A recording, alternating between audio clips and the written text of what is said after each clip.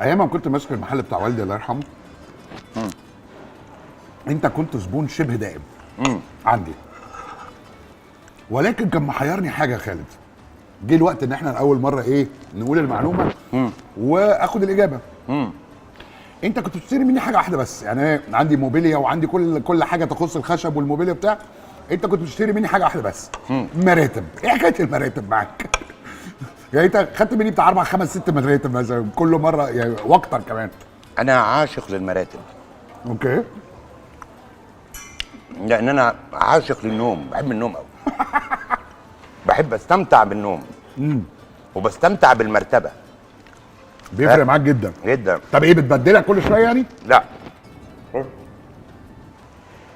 عندي هنا بيتي في اسكندريه بتاع.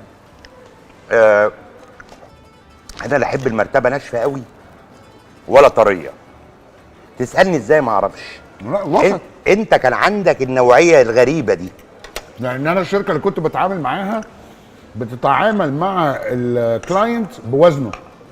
يعني انت وزنك ايه تقريبا، يعني مش لازم فهم بالظبط. قاسوا على وزنك انت.